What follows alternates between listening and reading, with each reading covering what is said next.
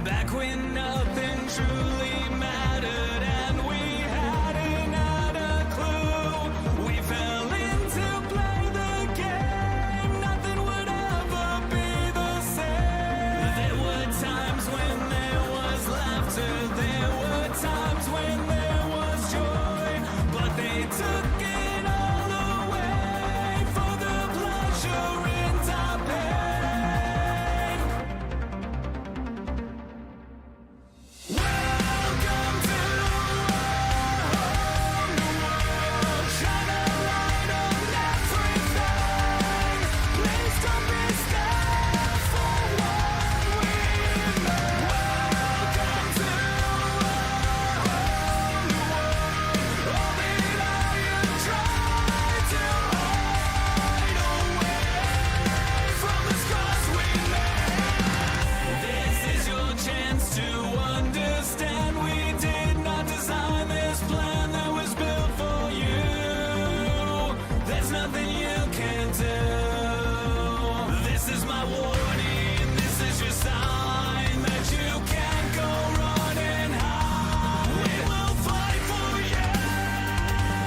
You know it to be true.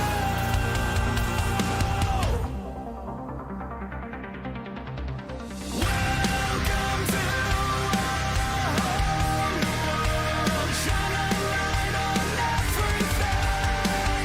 Please don't be scared for what we know. Welcome to our whole new world. All that I tried to hide away from the scars we made.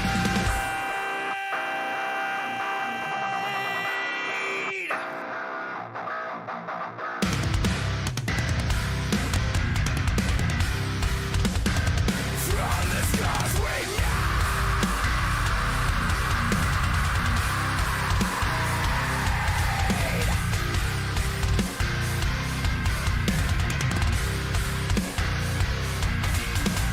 Welcome to our whole new world. Shine a light on everything. Please don't be scared for what we made. Welcome to our whole new world. Shine a light on everything. Please don't be scared for what we made. Welcome to our whole new world. All that I tried to hide away from the scars we made. Welcome to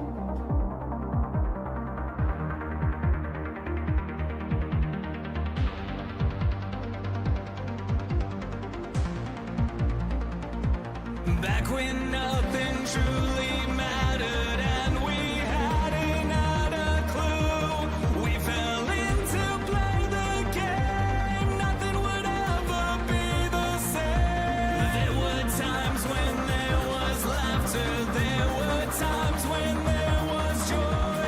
But they took it all away for the pleasure in our pain. Welcome to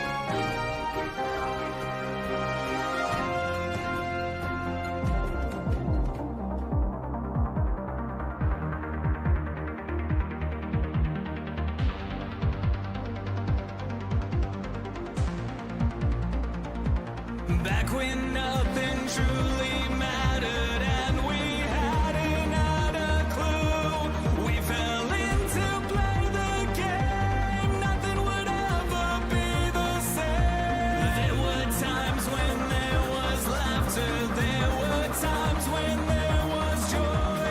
But they took it all away for the pleasure in our pain. Welcome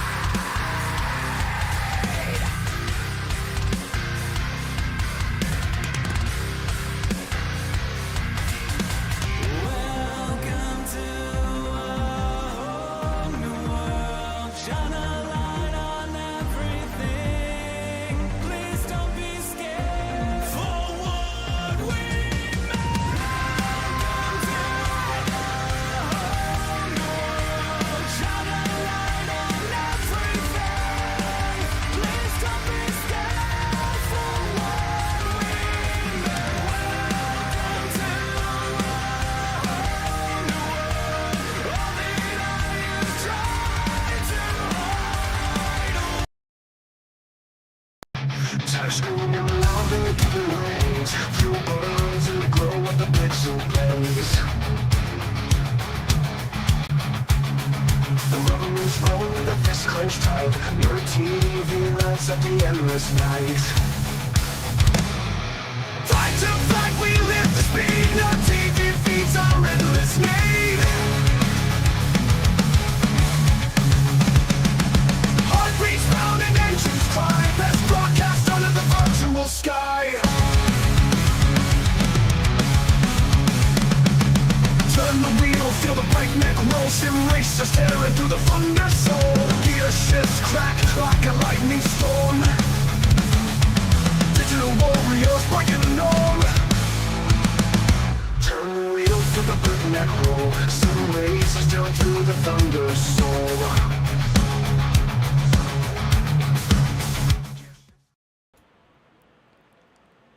And welcome back to Nerd TV for another Global Racing League Truck Series race live from the Roval, simulated Roval. The new layout that just was on display this weekend for the first time will be on display here tonight for Global Racing League as they continue through their post-season.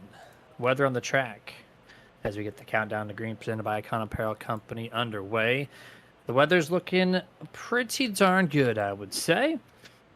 And there it is, 80 degrees in the skies, 87 on track. So, going to help out with that grip level where these trucks can need it because it is slippery out here. Trucks on a road course is always a tricky thing. Almost no humidity. That's kind of weird for the East Coast Charlotte area. Clear skies, though. And that's probably the lowest amount of wind I've ever seen in a Sunday night race ever. So, here we go. My name is Jeremy Stanley. To my right side, partner, producer, the man, the myth, the machine. The machine's a new nickname, one of many. Dustin Loxton. What's up? Man, kind of excited to see how these drivers are going to take to the new Roval layout. So it's been pretty heated on the official side. Drivers going in there trying to get a feel for it. Some very familiar, turns and track layouts on it, but then kind of some oddballs, some left field stuff that's going to be thrown at the drivers. So we got 11 drivers that are looking to take the grid tonight. It's a road course. Not a lot of drivers show up for the road courses, but I don't know. I'm excited, Jeremy. I'm excited to see what this track is going to bring. Yeah, it will get spaced out. You just said it's 11 drivers. It is a road course. So it's just part of the nature there, but it should be fun. It's a very technical track, as you know. So even though, it might get spaced out, the events on the track still might be pretty fun to watch overall. And Michael Thorpe in the chat saying, let's go nerds with the timer. Dustin, he put you on the clock, but absolutely every time. He doesn't know. What he doesn't know is they have 10 minutes of qualifying here. And I don't think you want us on your camera for 10 minutes. That'd be kind of not there. Yeah. But we're here. We're live. We got 67 laps, and it's going to be fun. Quick shout out to the current drivers that are in the playoffs that are here. First, Michael Thorpe Jr. leading the way. And then you have a close second. Bobby Mantle taking second place over Tyler Honeycutt, which is not here. Tyler Honeycutt only 19 points out. He is a part-timer. This will be his 9th race missed of the year. So it's almost a no surprise that he's not here because of this part-time status. So it's really just coming down to 2 drivers, Dustin. Unless somehow EJ Luna, Jonathan Gaston, they can take their 27-point deficit and, flip the script with it in the back half of this thing. But the 2 drivers right now duking out at this time is Michael Thorpe and Bobby Mantle. Yeah, and ironically enough, they are sitting P3 and P2 respectively. Bobby sitting P2, Thorpe Jr. sitting P3. Very technical track, Jeremy. These drivers are going to have to not only worry about trying to pass other drivers, but more so the track can beat you up pretty good on this one as well. A lot of lefts, a lot of rights.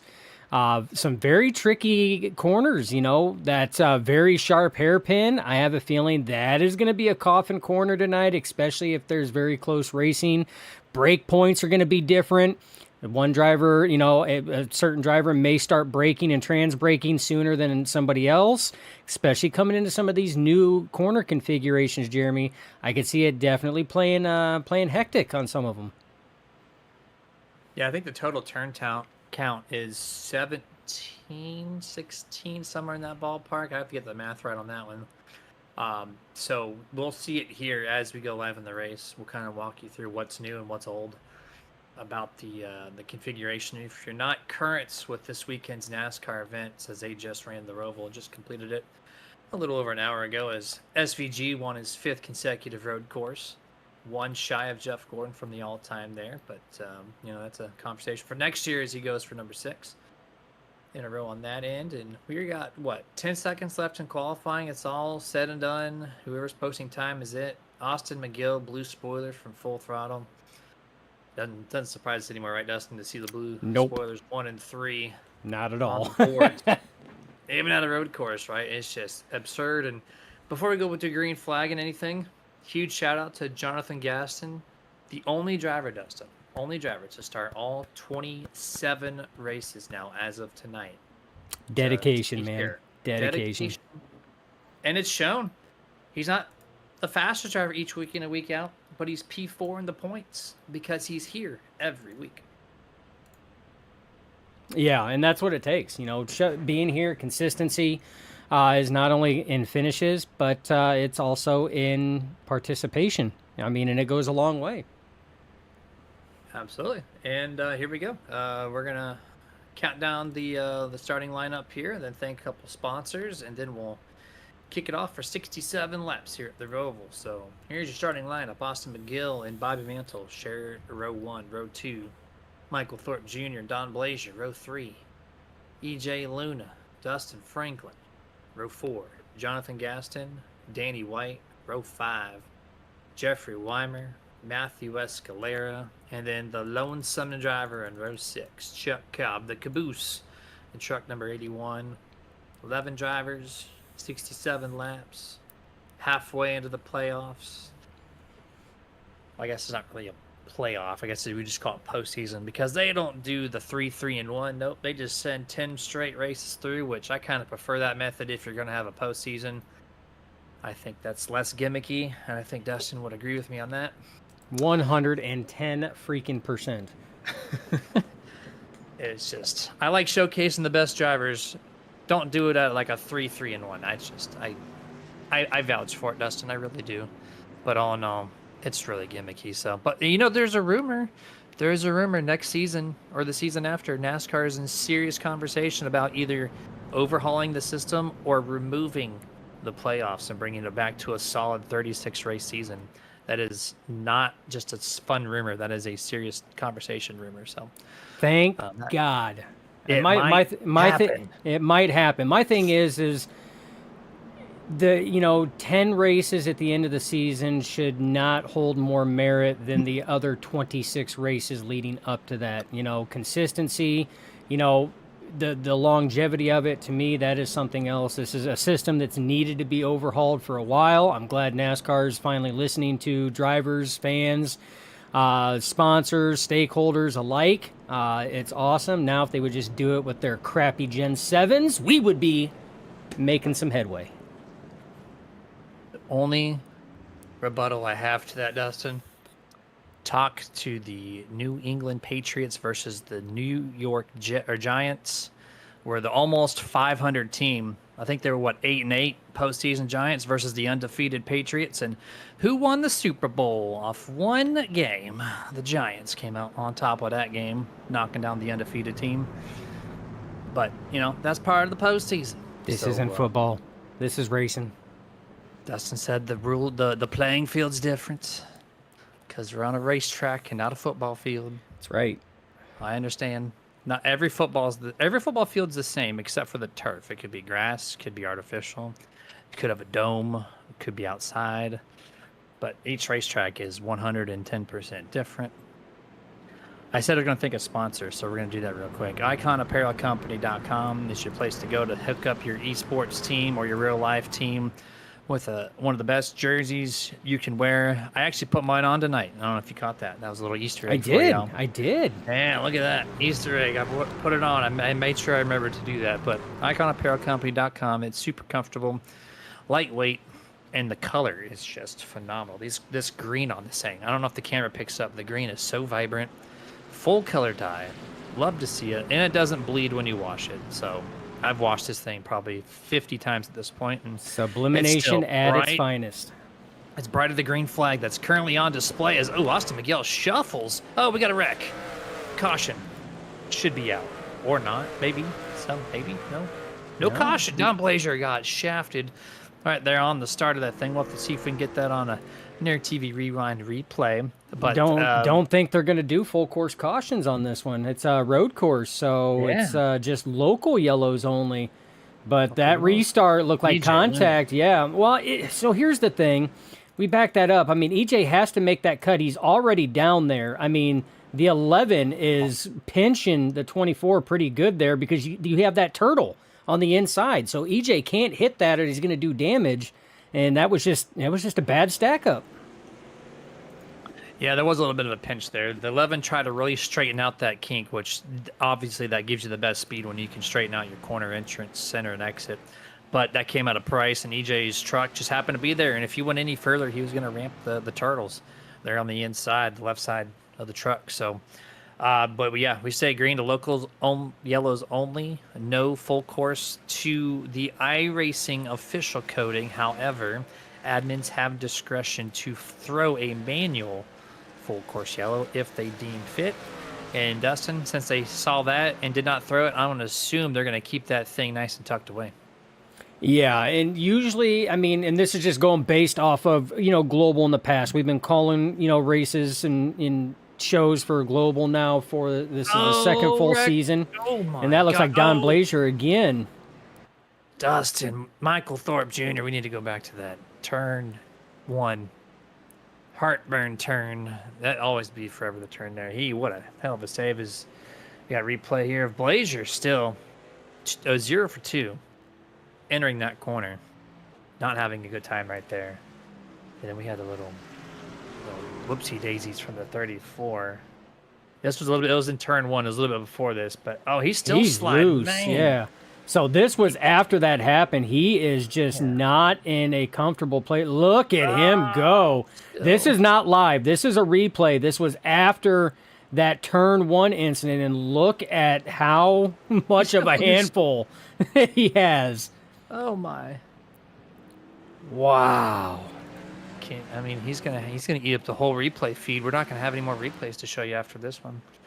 He just took up a half a lap of replay. Just watched Driving on Ice presented by Michael Thorpe Jr. at the Roval. But no, what's out of time there.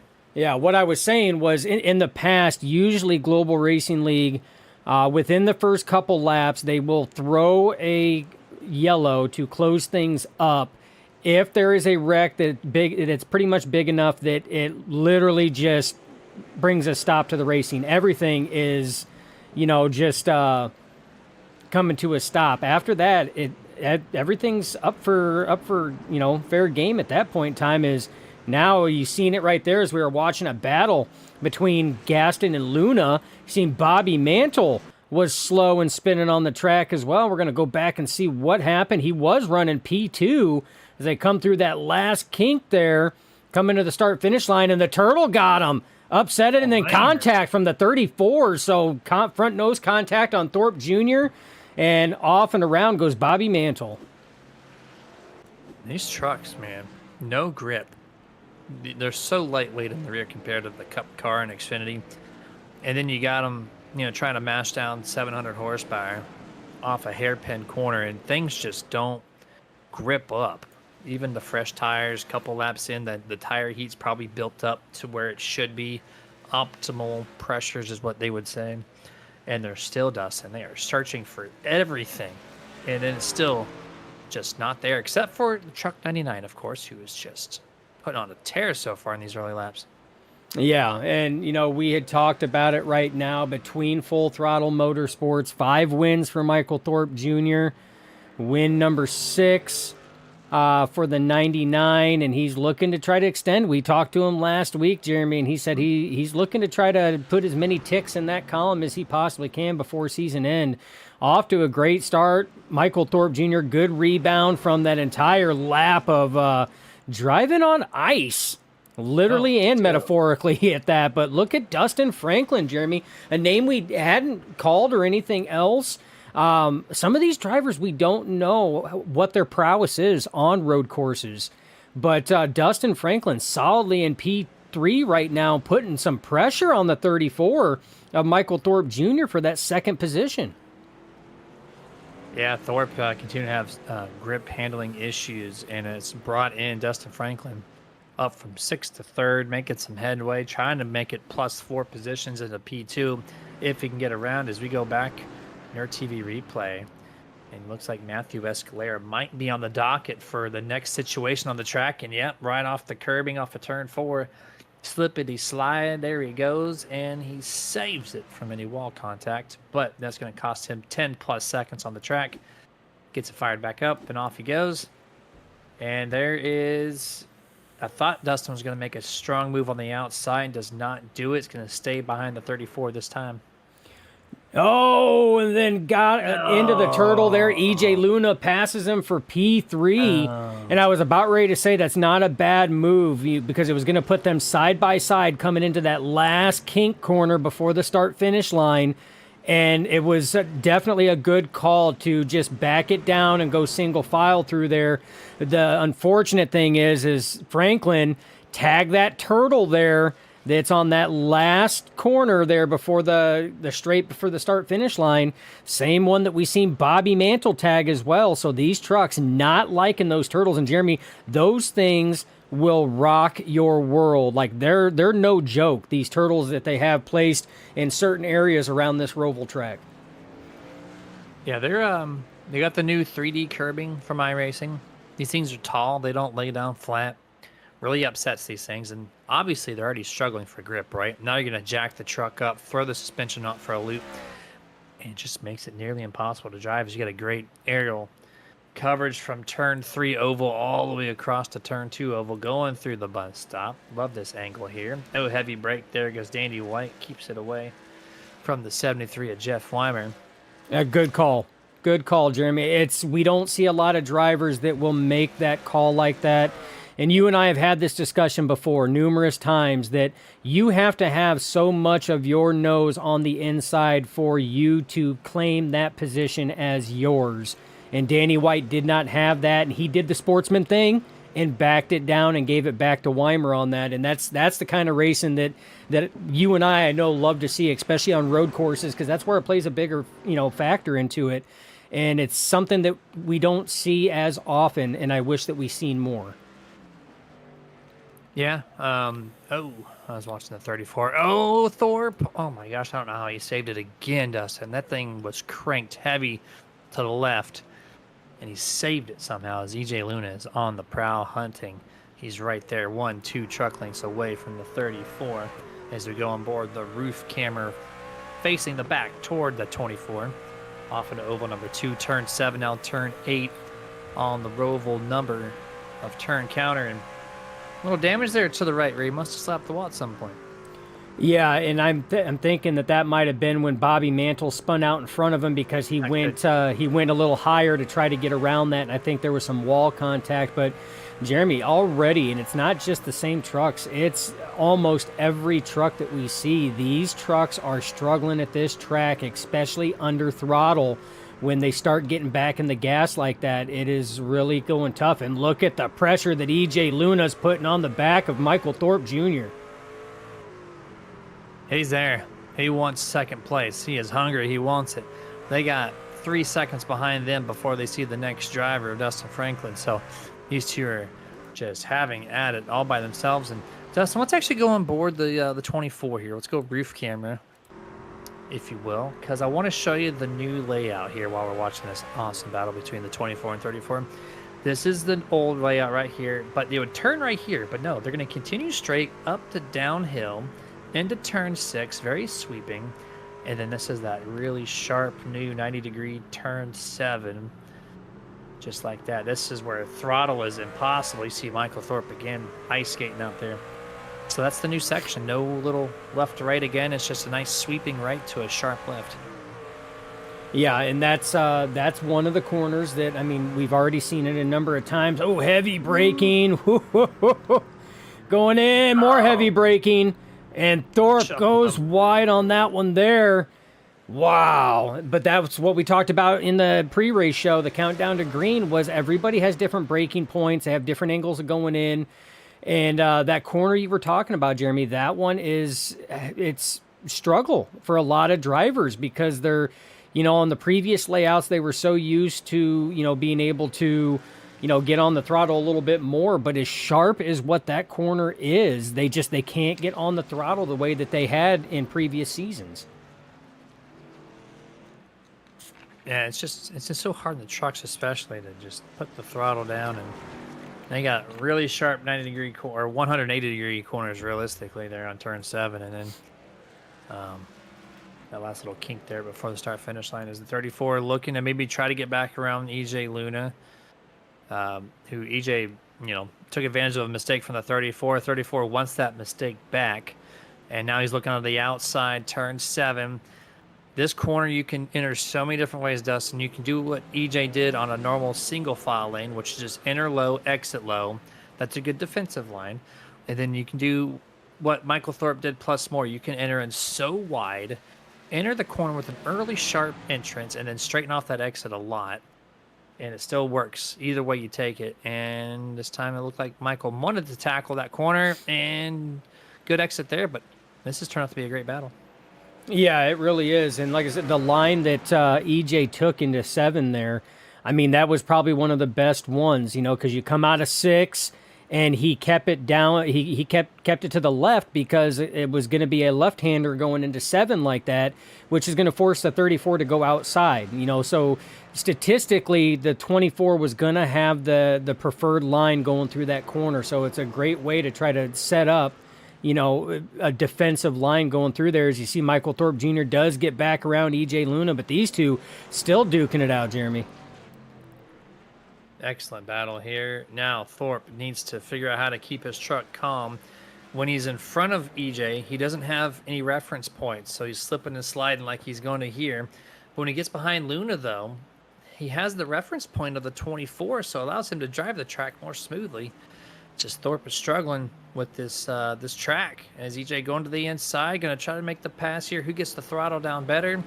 It's EJ Luna. He's going to have the advantage through the turn 1 and turn 2 oval. Yeah, and that's one thing that I think EJ has been excelling at is it seems like he is able to get that throttle back down a little faster than some of the other drivers, but these guys just keep swapping positions back and forth as Thorpe Jr. had an excellent run, gets loose though, trying to come out of that kink, but doesn't lose momentum there, Jeremy. He actually gaps a little bit on Luna. Yeah, that was a great pass there. It's a very difficult pass to enter the bus stop and make a pass completed without contact, and he did exactly just that. Now, can he keep the truck clean? No, he cannot. He's going to spin on the front straightaway. Michael Thorpe Jr., 90 degrees sideways spin as we got Chuck Cobb. He's going to go around in turn 3. We're going to go back and look at all these. There's a Danny White also had his moment as well going through the corner here, and it looks like he is going to end up breaking it loose. And then we'll go back and see what happened to Thorpe Jr. Oh, that was just way too hot going through that corner. And then this was what Jeremy was talking about as he was going in, under braking, left tire's a little on the grass, goes over the rumble, catches that turtle ever so slightly, and off and around Thorpe Jr. goes. Excellent save and recovery, though. Didn't lose a whole lot, but did lose a position. And then Jonathan Gaston is also registering as well as something happening. Very eventful turn or lap number 9 here. Is this going to be another turtle one? It looks like it might be. Sure is. Good that night. Turtle is getting everybody on that front stretch. Very reminiscent of the 34 half a lap later, as we can finally go through all the replay and back to live viewing. Now it's a good battle between the 34, 74, and 89 as Bobby's extended his lead a little bit over. Oh, contact! He just shipped Dustin Franklin. Dustin saves it. What a Oh, save. and Michael Thor misses the corner. And then he slows man. down. Wow, what a... I tell you what, man, that was the longest slide going up to that corner that... and Franklin was... I mean, he did not register the brake, just full shipped him, was able to save it. And then you see Thorpe Jr. trying to... I mean, he had him locked up, Jeremy. He was trying to stop, and then when he got on the throttle a little bit, you can see that truck already starting to slide there. As I mean, just the weight jacking on that was going from as fast as what he was and then making contact and then trying to slow it up, locking everything up. This is what I was expecting, Jeremy. I was expecting this track as Thorpe Jr. again. Saves it, though, but man, he's struggling, Jeremy. He is struggling tonight. Yeah, please come down pit road. Your tires want it. You need it. You need to... Man, his truck is beaten, battered on this lap. The tires are screaming for mercy. And he's over 30 seconds behind his teammate now after all this last couple laps of just hell for the 34. Let's see if he actually comes down pit road. He needs it, absolutely. This is impressive, man. We have so much action on the track all over. Yeah, I wasn't expecting that much as he bypasses pit road. Gonna take the last set of corners here for the straightaway, and yeah, his truck, you can see, Jeremy, that truck is floating. Anytime he puts steering into that thing, it floats a lot more than what you want on a road course of any kind, and it's he's definitely I mean, look at him. I mean, he's just slinging it out of these corners. And you're right, Jeremy. These tires, they are screaming at him like, "What in the hell, man? Let us breathe. Give us a moment." And at this point, I mean, you're the points leader. You got to give it 110% at this point in time. It's hard to take the camera off of him. Is he gonna save it again? No, this time the wall. Michael Thorpe, heavy contact, left front, right rear. Left front, left rear. The right rear from earlier with Bobby Mantle, and the right front at some point in time. So all four corners of his truck now have found contact with something or someone. So it's at this so point it is. But I mean, at what point, Jeremy, do you have to do damage control? You know, you know that pushing it as hard as what you are it's doing more harm than it is good. So at what point in time do you say, you know what, I'm going to back it down? Yeah, I'm probably going to lose a few spots, but at least I'm going to have a truck that is going to make it to the end. You know, at this rate, I mean, we've seen him. I mean, his truck is getting battered and beat up. I mean, at what point in time does he push it too far? And next thing you know, he's, finishing in, 10th or 11th place out of this rather than a top 5.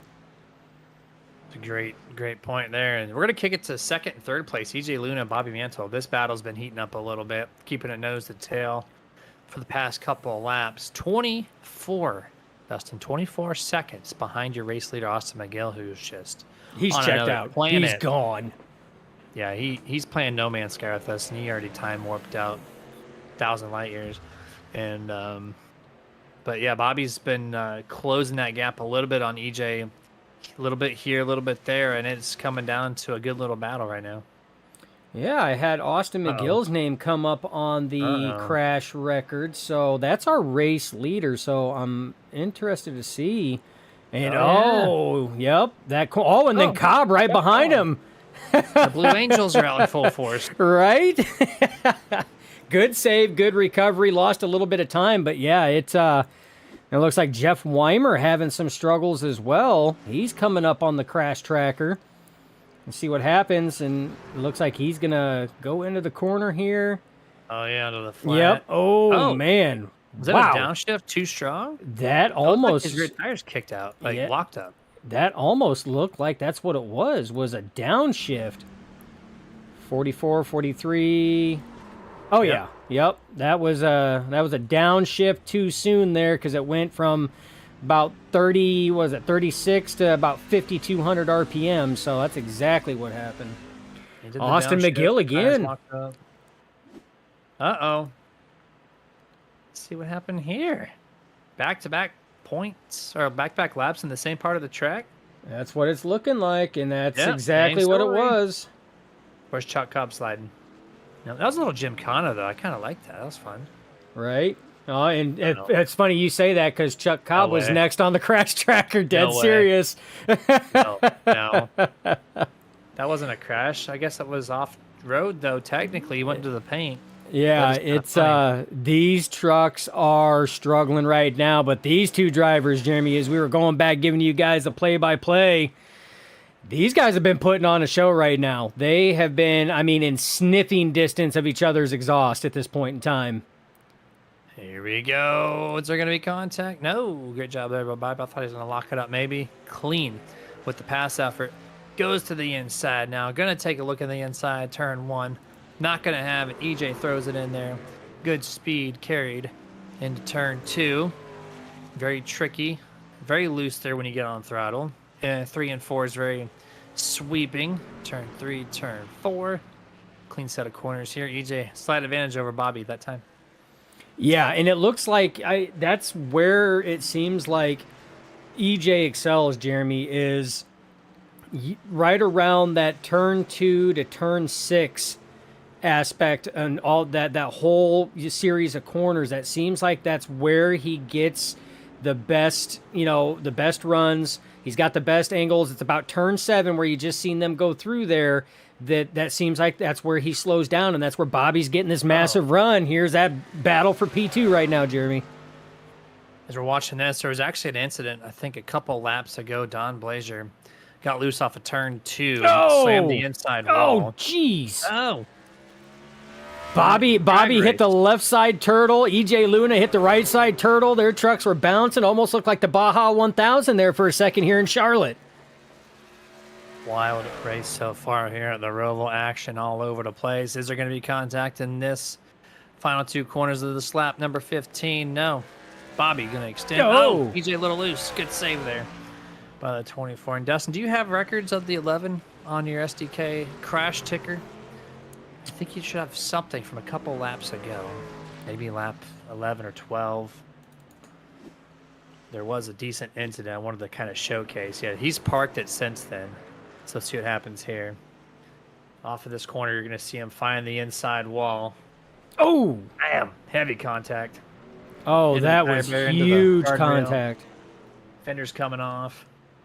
That's going to put Don Blazer, who started off the race wrecking before the green flag, and now finds himself behind the pit wall 3 laps down. Oh, that was heavy contact too. It's crazy, Jeremy, because it's a road course, so you don't have the high speeds that you do at the oval tracks. But I'm telling you, if they get the right angle at the right corner, they can still make some heavy, heavy contact. As we're looking at now, Jonathan Gaston, the man who started all 27 races so far this season. He's finally attack. showing up on the turtle attack for the second time. He's done that tonight. The same spot. Almost looked identical. Wasn't as bad the second time around, but that final corner, Dustin, just not friends with half the field. As though EJ Luna misses it this time. He's going to have to take the little yield penalty as he cuts through. Yep. Yeah, that turtle attack, man, on that final corner is it is kicking some drivers' butts right now. But I mean, there's a lot of places at this track, Jeremy, and this is not the first time Global has raced the Roval here, as I rhyming like I'm a rapper. But I don't recall the trucks handling this poorly the last time they visited the Roval. And, I mean, I know that it's a new configuration, Jeremy, but there's still a good amount of this track that's still the previous configuration, and they're still having handling issues. They're still struggling right now, and I don't recall it being that bad last season. Low 2K3 finally joins the chat saying go 24, and then see the 24 get loose. He says, no, I blame the track, not the driver. Never the driver's fault, right? Oh, EJ hit the wall there off the exit of the bus stop. Yeah, he did. I About 5 just seen minutes. that too. How heavy was this contact? It was hard to tell from this camera angle. And Man, can we get a good view? It's hard to find it, but contact was definitely had. oh, we're gonna get a good view. We'll go roof camera. It's fine. If there's no TV camera, we got a roof camera for it. Can't hide from us entirely. Bonk. Wasn't too That should bad. be okay. Yeah, that wasn't too bad at all. I mean, just bounced him off a little bit. He should be all right with that one there. But I mean, the braking, slowing down. That's drivers are struggling with right now. And I mean, even your race leader, Jeremy. I mean, we've seen him in turn 7 at least twice now break that thing loose. Little Gymkhana action going on. And it's tough. We've seen that early on with Thorpe as well. Thorpe now seeming like he's riding a little bit, but still loose. Remember, he still has that damage literally on all 4 corners of that truck. Left front, he's still sliding, Jeremy. He is drifting like crazy. This man can't get a break. He's going to be exhausted when this race is done. We're only, a third of the way into this thing. And oh no, don't park it there. Back it up, back it up. I don't know who's coming around the corner just yet, but looks like Weimer's here, but he's not going to get there in time. Gets it going straight once more. Those tires have got to be... You got to almost see the cords at this point, the way the 34 is driving on ice. Yeah, I mean, he was going through, what was that, turn 5? I mean, he literally was drifting it, almost like he was dirt tracking it. And, oh, yeah. Oh, over the turtle. This is going to be heavy contact right into the barrier. That might be it. For the 34. No, he's going to try it still. All right. He took a breather. He got it rolling. He knows basically his night's done as far as a win. Throw that idea out of the window. It is just survival at this point. Michael Thorpe, you got to come down here, oh, man. Don't stick. There you go. Yeah, your truck's done. Get that thing reset. Oh, man, and that's tough. And as a driver, especially championship points on the line, it's defeating. It's tough at this one here. And, I mean, once the tires are cooked, Jeremy, there's only one solution for that, and you got to get them changed. I mean, especially at a road course and especially at the Roval. Once they're cooked, and that's it. Yeah, whenever they're toast here. This track especially is so bad on tires. You've seen half the field we've had on replay wrecking or spinning or some sorts of something going on here. Even we've seen the race leader, even though he's got a 23-second lead. Well, speaking of guys on replay, Chuck Gobb making his 3rd appearance here tonight. And don't tell me the same corner for the 3rd time. Hey, Jeremy, 81. I won't tell you. I won't tell you. You'll just show me. There it is. Yeah. Very minimal, but still. Showed up as a record on the thing, so... Uh-oh. And Now we have Jeff Weimer. What's going on with him? This corner is the new heartburn turn for these guys tonight. Just struggling in this hairpin. yeah, this hairpin right now is just playing, and that one there wasn't too bad. What was that? Slowed it down, drifted it wide. Wait. Still registered as a crash on that one, but How? Hey, I don't make the rules, man. It was in track limits.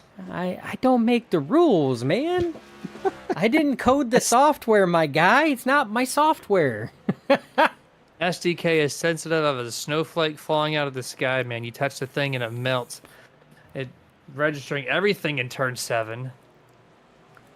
But it's okay. We're going to see 89 go through the curbs here. He's extending his lead over EJ Luna. P2 for truck 89, which is great for Mansell. Remember, let's go back to the points for a moment. We're talking a 13-point gap between the 89 and the 34. Michael Thorpe having the worst race of his year and has put the 89 in 2nd place momentarily. And That's 7 Michael points. So if they Yeah, he's only ended back to right 8. now, he would gain 7 points on Michael Thorpe out of that deficit that he has, Jeremy. You're talking almost half of the distance. How many points separate 1st and 2nd right now? 13 to come into this thing. So 13. - 7, you're at 6. You're at 6, so right there at that half. So in one race, if Bobby can sit here and hold on for P2, maybe even get another position, he knocks half of that deficit away in one race. And Michael Thorpe Jr. just disconnected. Chuck Cobb is still on track, so Chuck will pass him this time by. So knock yet another point off. So it's going to be a 5-point deficit going into next week. Yeah, and I mean that's detrimental. It is. I mean, we still have some good tracks that are coming up, but that's one thing as a leader with Michael Thorpe Jr.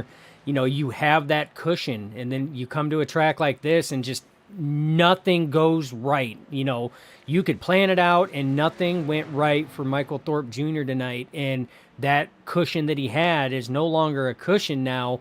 There's not much fluff left in that, as you're talking a 5 to 6 point, separation if they would end now where Bobby Mantle's running P2.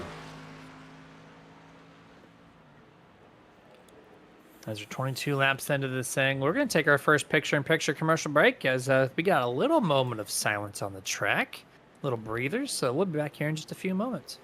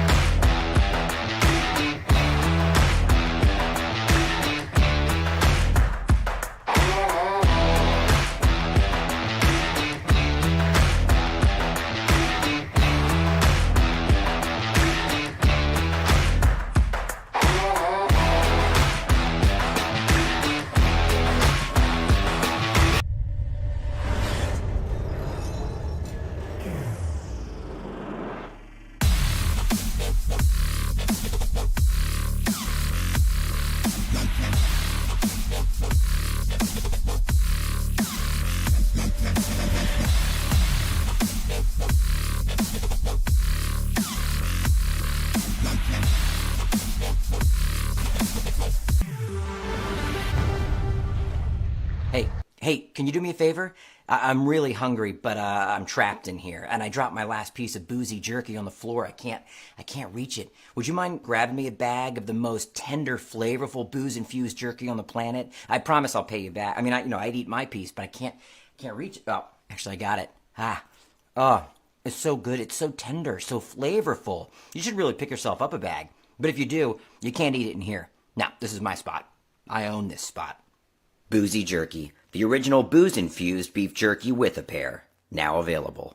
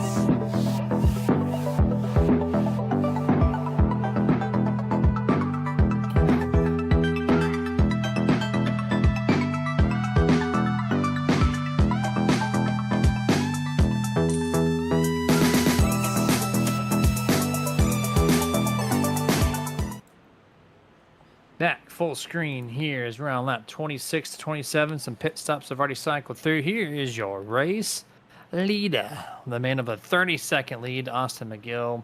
No pressure whatsoever. This man can speed and still be able to keep the race lead with a pass through, just destroying the field through just natural speed and talent. He's going for win number 7 of the season. And Dustin, we're cycling through. This might mark our first lead change. Let's see if Bobby Mantle stays out. He does. Is he going to beat Austin McGill off of pit road? He is. So there we go. Enough of a gap to do that. Austin McGill foregoes the race lead for the first time tonight. Yeah, and that's gonna be a bonus point, Jeremy. We were talking about bonus points. Is actually they come out side by side, so no, it's not gonna be a bonus point. So lead is not given away at that one. There is McGill gonna come out on top. But talking about points, Don Blazier did come back out on the track, did pass the 34 Michael Thorpe Jr. That puts Thorpe Jr. back to 10th place, Jeremy, so that cushion that he had shrunk by another point if the race would end where it sits right now.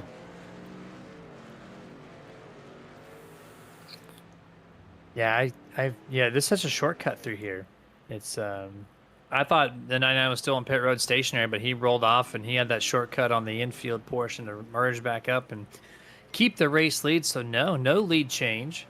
Mantle now looking to see how much time difference the new tires versus old tires have, and it's a big difference. Chuck Cobb, 5 times this man's registered on the SDK track ticker.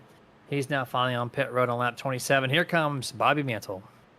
Yeah, Bobby Mantle coming down for his as well. And yeah, it's but that's what a 30-plus second lead will do when you're Austin McGill coming down pit road. And like you said, that pit road exit, it's actually a shortcut through turn 1 and 2 like that. So, I mean, it put them, I mean, literally nose to nose coming out, going into the corner. 81 exit pit road. Looks like a good stop here for the 89. They're going to get the left sides jacked up and sent on his way. Here's Dustin Franklin. Not on pit road. He will take the spot from the 89. As the 89 does merge there, not enough to keep up with the 74. So waiting on to see when he comes down pit road, but momentarily Dustin Franklin move him up from 6th to 2nd. Yeah, now he will have to come down because just like the 99 of Austin McGill on fresh tires to Bobby Mantle's old tires, I expect Bobby Mantle is going to be able to make quick work of the 74 just based on the tires alone. Dustin Franklin realizes that, does the sportsman thing, gives the position to Bobby, saying, you know what, I know you got freshies, man. I am no challenge to you. Take it. You know what's fun, Dustin? When the race leader has such a big lead that during his pit stop, he hops on the YouTube chat to say, I was trying to drift throughout the hairpin. Check out lap 15. Austin McGill, our race leader, got on YouTube mid-pit stop to say that. And we got it. We got it. We've seen the Gymkhana. We've seen the action. We did. That's impressive, man. That is. That's how confident he is. That's impressive nonetheless. And he is, Jeremy. I mean, he's, again, almost just now at a 31.1 second lead over Bobby Mantle. Like, he doesn't even have to push it anymore. I mean, the remaining 38 laps that they have right now, or 48 laps that they have, he could probably, just throttle it. And it would take Bobby quite a bit of time to make up that 31-plus second gap right now. Yeah, it's a large gap, and it's going to continue to grow and grow as the 2 Canadians on the track, Austin McGill and Bobby Mantle, showing up the other 9 Americans out here in the field so far, especially the one who's trying to get his 7th win of the season. There's Dustin Franklin in and out of pit road. Oh, Austin McGill going to ramp the final corner turtles. A little bit. Oh, no, actually, I take that back. That was a replay, but do you have that on your record there? He missed it last lap. I was a whole lap behind on my replay. Check that out. Did you catch that on your last time? I did not. Okay, well, that's cool. See, it doesn't register that, but it registers a missed corner in turn 7. Okay, I'm back to live now, so that's cool. I was exactly a whole lap behind. That's kind of funny. I was wondering when you said that he Man. ramped it, and I went to him. I'm like, he's not even at the turtle. I'm like, what are you No. watching? Well, I don't know. We're live now. It's fine. I had to go back and look at a couple of replays because try to catch up on some pit stops and see who had what lap times, what pit times, and here we are making mistakes. Speaking of mistakes, 89 Mantle looks like we got him caught up. And what a slide! No. That's a good one. Oh man, damage. Tire right front exposed completely. And everything's just shoved into the right side of that thing. Is he's gonna? That There's wasn't some it. handling on the 89. That Oh, is there wasn't more? it. That wasn't Oh it. no. Treacherous turn 7, man. That was it. So yeah, not Coffin not corner, what if you will. not what Bobby Mantle wanted, but still holding P2. He's got enough of a lead, but again, Jeremy, I talked about it when we seen, Thorpe Jr. having all the struggles that he was having. At this point in time, you're not catching the 99. The 99 is going to have to wipe out hard for you to sit here and make that up. There's no point in pushing that hard. You have a comfortable lead. We're talking almost a 10-second lead, or almost a 10-second between second and third. You have space. You got to look at the point picture. Big picture racing. You're looking at a huge points day if you can sit here and finish right where you're sitting at, and that's what Bobby needs to focus on. That's it. I mean, we're gonna see at the end of this lap, 41 seconds back is Mansell to 46 is Luna. So it's a 5-second gap, but it's still a large difference. I'm sure that damage on Bobby's truck not helping anything, right? Yeah, and I'm sure it's probably slowing it down. You can see that right front is exposed there. That's going to drastically affect the handling of this.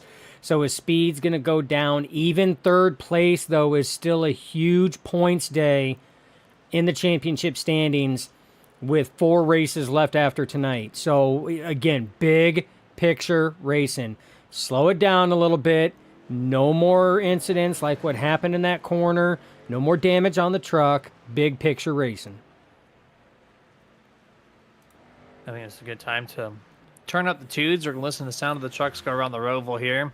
As we do some still cameras, some onboards. We'll be back here in just a few minutes.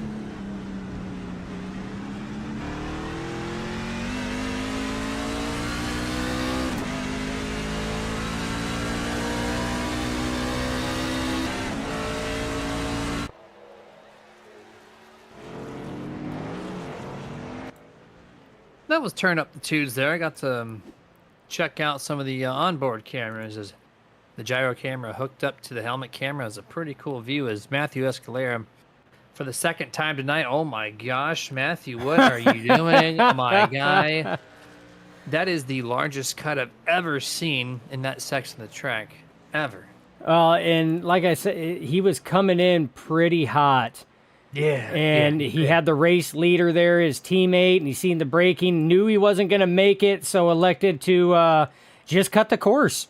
Like, I'm not going to wipe my teammate out. I will just cut the course, take the yield penalty, and call it square. But look at the air that he got. Jeez. Yeah, that's a way to get yourself on camera. Just, I wonder, maybe if we go back to Austin McGill and ride along his helmet camera and just, I don't know if that'd be kind of fun to watch. He's just, let's go normal speed, yeah. Let's just see what happens to him on his view. He's like, do do do do, and then Whee! just, like, you can't do that. Oh, my goodness. All right, well, Well, Matthew, mid-season laughter or mid-race laughter right now through this race as we're on lap 35, right? Yeah, about 35 right now. Closing in on it to lap 36 as Austin just dusted 41.5-second lead over Mantle, and we're just past halfway by a few laps. So this could just be a one truck on lead lap situation when it's all said and done. yeah, I mean, at the rate it's going, I mean, if you look at the distance, they're still going to have to come down for another pit stop to make it to the end. I mean, if you look at the amount of time that he's put on him right now, at 41 seconds, roughly, we'll say 40 seconds at the halfway point, you're talking that at the end of the race, he's going to have an 80-second lead over second place Bobby Mantle at that point in time. So that's a minute and 20 seconds, Jeremy, that he would have over second place. What's the average lap time around this joint?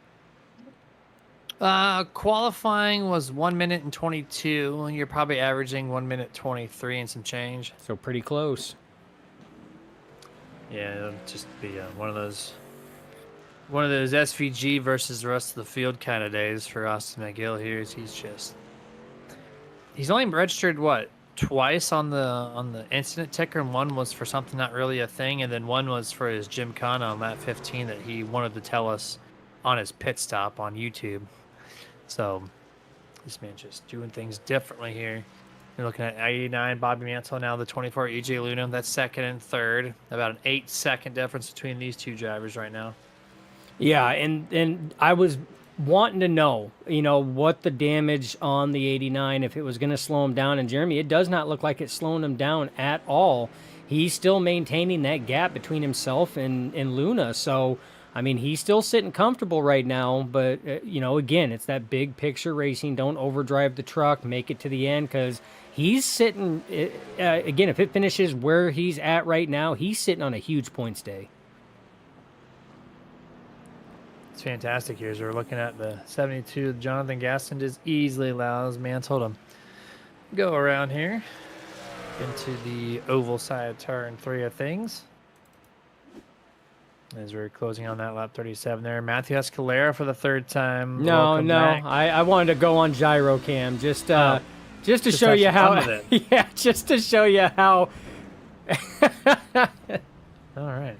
There you go. And instantly to a stop. Now they can do that at this track here because they're not doing full course cautions. It's not like an oval track where if a driver stops on the track like that, iRacing race stewards throw the yellow. Full course cautions are off. That's local yellows only. So he can come to a stop like that to yield and not bring out a yellow.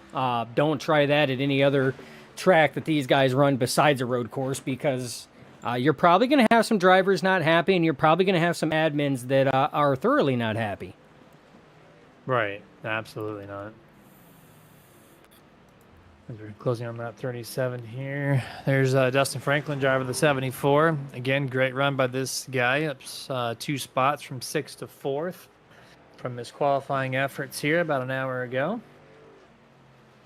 Just putting some clean work. He hasn't been on the ticker, I don't think, in quite some time. He's just running clean, solid laps. Something these drivers just need to do to get this thing all said and done with. We've got, what, four disconnects? Well, 3 disconnects. Is number 11 of Blazer. He was a little bit slow there on the front straightaway. I'm not sure what's going on with him, but he's still going normal pace. And about 3 disconnects. We got a couple pit stops, too. Jonathan Gaston on pit road. Looks like maybe the 73 of Weimer. Yep, he's on pit road. So kind of busy on lap 37. Yeah, pit road happening. Chuck Cobb on pit road as well. That was the first truck we highlighted. But that's an extended stay, Jeremy. So I don't know if damage is getting fixed or if that's more of just a stall park. Some drivers will do that, but we know that these trucks have taken a lot more damage than I was expecting them to take at a road course like this. I think about the only clean trucks out there is the driver on your screen right now, Austin McGill. Pretty clean truck there, like you said, has not registered on the crash ticker, but just a couple times, and only one of them was one that we would really classify as a crash. EJ Luna's got a pretty clean truck as well, just a little contact at the start of the race between him and Don Blazer. About the only little bit that he's had, maybe a wall scrape. Dustin Franklin has got a clean truck as well. But the rest of them, Jeremy, in some way, shape, or form, they've accumulated some damage on their machines. Quite a bit. There's been quite a few trucks that have hit the wall. Mansell has the most damage on track right now. We saw Thorpe do it earlier. And maybe Matthew Esclair has some undercarriage damage by ramping the turtles in the final corner. Speaking of Mansell, there he is. You see the right front. Once you get a good headshot, maybe off of turn 2 here, we can see right down the front of that truck. You see that tire, just look at it. Nice exposed. That's from that. I think that's a turn 5. Turn 5, that up to downhill new section of the track. That's where he slammed the left side of his truck into the tire barriers over there. This corner right here specifically. And haven't seen that from anybody else other than him. We've seen looseness, but not a complete spin out like the 89 did. Yeah, and he almost had it saved at that point in time, and then again, it's what we've seen happen before, where we've seen it snap, and that's exactly what it did, and it just snapped 180 degrees the other direction and right into the wall.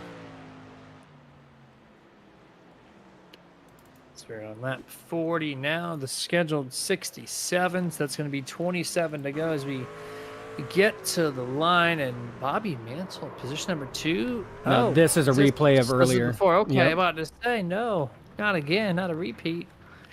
But no, that's what happened. Oh, 72 of Gaston, he's around right in front of your race leader. That happened in lifetime. Maybe we'll get a replay quickly on that notion as he's rolling again. No damage, no harm, no foul, but a little bit of a whoa moment for the 99.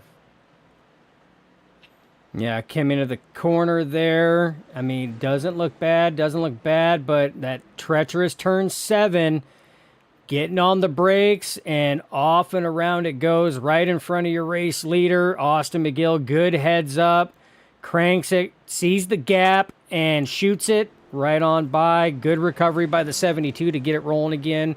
But yeah, definitely a pucker moment when you're the race leader and you see that happening right in front of you.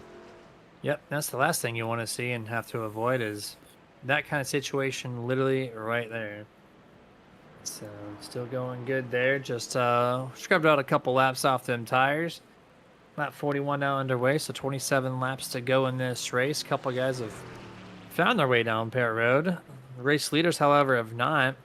They're just a couple laps away from marking the third half of the race underway. So I would imagine the race leaders, if they're going to split this thing up into thirds, will be down here momentarily. Yeah, and that will be their last scheduled pit stop. That will take them to the end. And I mean, you're looking at Austin McGill just putting on a clinic right now. Almost 51 seconds, Jeremy, is the difference between him and second place. That man right there, Bobby Mantle. And Bobby Mantle, I mean, he's wheeling it. Him and EJ Luna are both wheeling it quite a bit. But like I said, there's just there's nothing that anybody has for the 99. He is on a whole new level right now here at the Roval. It's impressive. It really is. It's all driver skill too, because Michael Thorpe and Austin McGill, of course, as you know, the two most winningest drivers and on the same team. They share the same setup. They know what they're doing, but the complete different result between the two drivers. So it's definitely a driver's track, the most technical track on the schedule, in my opinion. And it's shown by the variance of speeds here. Only 4 drivers on the lead lap.